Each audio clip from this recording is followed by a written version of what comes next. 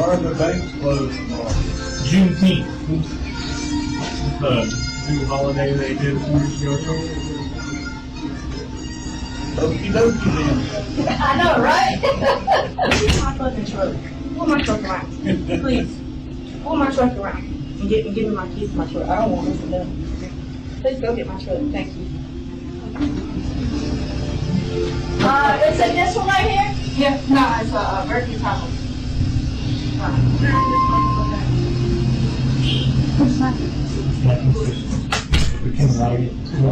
Matt, we said Juneteenth was the holiday tomorrow. Yeah, I'm not. Like, We got that stuff. here was like Yeah, well, the banks were closed for the Juneteenth. I don't even know what is Juneteenth. Exactly, nobody really knows, but I think it's something to do with reparations or something. Yeah.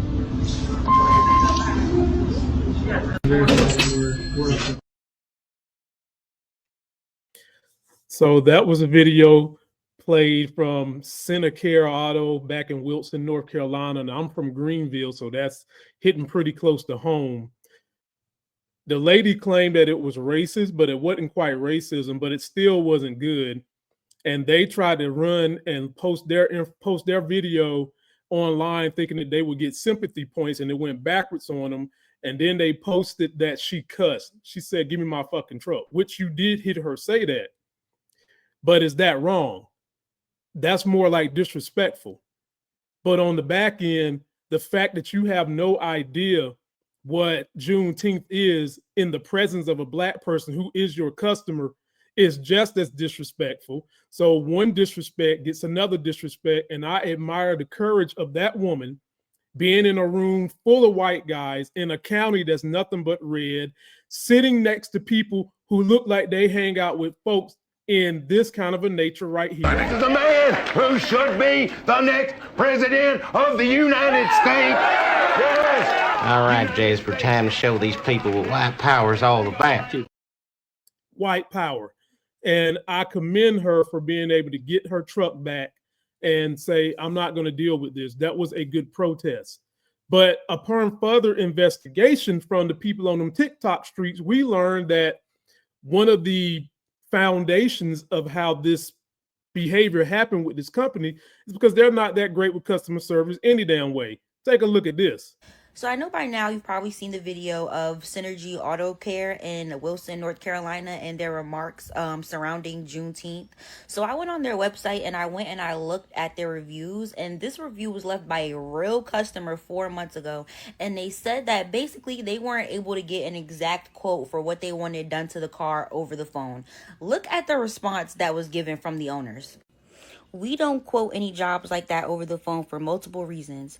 First being, we need to see what we're working with as far as age, condition, and options. And second, we don't have time to spend on the phone for people just calling around looking for the cheapest quote.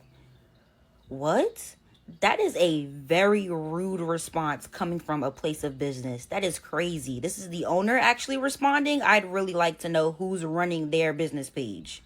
What in the world? 4 months ago. So this is way before any of this. This is a real review. Well, I can't say that you need to let one business be sunk by one customer review. We would need to do some more digging on the rest, but it does highlight how that business feels about its customers. And it also highlights the callousness of a business owner, because I can guarantee you one thing. If Black people were getting reparations, they would love to be on the beneficiary end of taking that money from Black people to get reparations. And this should be a teaching moment, not just for them, but for everybody who wants to run their mouth in defense of this company. Because what happened with the lady wasn't racism, but what y'all don't understand is racism isn't always played out loud. Sometimes it's quiet. Sometimes it's being uneducated of the people that you serve. Sometimes it's being culturally blind. Imagine if we was to go, let's flip the roles. Imagine if they came into a Black established business.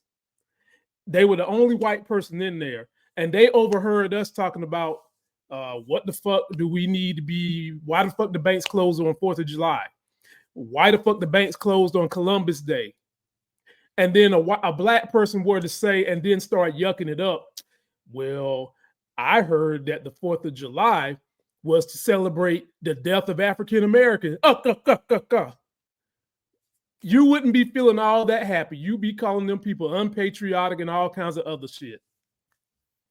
And for those that are trying to figure out why did it feel like racism to the lady, I just explained some of it because just the lack of cultural awareness, which puts more pressure on. We need to get history, real history in schools. What white people call CRT is exactly what happened right here. Had you had CRT, you would have been able to understand why that lady walked out. But more importantly, if you just had common fucking courtesy, you would have known not to say that in front of this lady. So not knowing that Juneteenth is a federal holiday that was passed in 2021 that celebrates when Black people finally heard that we were free in Texas 2 years after the Emancipation Proclamation, that's a big thing for us. Just the same way y'all want to shoot fireworks, play loud music, shoot guns in the air on the 4th of July over a country that you took from two people. You took it from the king because he wanted y'all to explore it. Then you get here and there are natives here and you take it from them and you celebrate that shit. And we've all accepted that we're celebrating it because it's just the way we've established the country. But we believe in the foundational principles of we're trying to make this country great for everybody. Immigrants, we're all immigrants, and the people that live here. And that belief is what keeps us celebrating. But you all can't even celebrate Juneteenth. And to add more salt to the wound, ladies and gentlemen, why do we got y'all's favorite president coming out and saying this? Too many non-working holidays in America.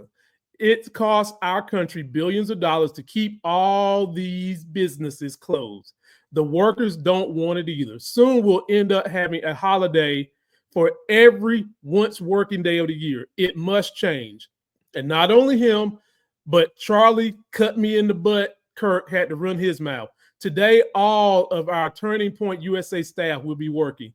We will not be taking off for the federal holiday. Juneteenth should not be a federal holiday. Again, in the same vein of how would you feel if we said the 4th of July shouldn't be a holiday? How would you feel if you seen that we're requiring workers as Black businesses to not have the 4th of July off? You guys celebrate your freedom on the 4th of July. We are celebrating when we found out we had freedom on Juneteenth. And for you to be against that basically highlights either your lack of understanding that you sound racist or you just don't give a damn and you are racist. And speaking of Trump running his damn mouth, why don't we get rid of President's Day while we at it? And then he's got the nerve to talk about we need to take the holiday away to make people work.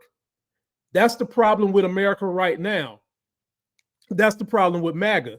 They have so fooled y'all that you vote against your interests. You give all the power to corporations, and corporations set the narratives for paid leave, benefits, days off, when you can take vacation. Yet Donald Trump ass went on more vacation than Barack Obama did in 2 terms. Barack Obama took 328 days over 8 years. That's about 41 days a year. And it cost the taxpayer $105 million. Donald Trump, in his first term, which was 4 years, this nigga took 378 days off, 95 days per year, costing the taxpayer $144 million. Not to mention that most of those days he took off went in his back pocket because he was staying at Mar-a-Lago. At least Barack Obama spread the wealth to other places, Martha's Vineyard and all the other places he went. But Donald Trump violates every gray area and even breaks laws. And you white people don't bat an eye about that, but got the audacity to alienate your customer base by talking about, I guess that's the day they got reparations. No, we haven't got reparations. And the fact that you think we got reparations says that we should try to get reparations because you didn't even know we didn't have it. And it also goes to highlight your intelligence of the federal budget, which y'all claim is so important. We need to be fiscally sound. Ladies and gentlemen, that was just an opportunity to break a lot of stereotypes and myths that white people want you to think they support, when in actuality they don't. They just support it because MAGA does, and they just support it because their guy Trump supports it. Please be sure to subscribe to the channel. This is the Claremont channel. You can download the podcast. There's a link for the podcast, bit.ly Claremont Show. You can get us there. We are also on TikTok on the Claremont Show. Find us everywhere you can and continue to share this message of equality and two people coming together. Old school meets new school for a completely new political school of thought, and trying to highlight the loopholes, the hypocrisies, the lack of education with real facts so that you can understand how MAGA is tearing us apart. Till that next Sexy as Hell video, we out.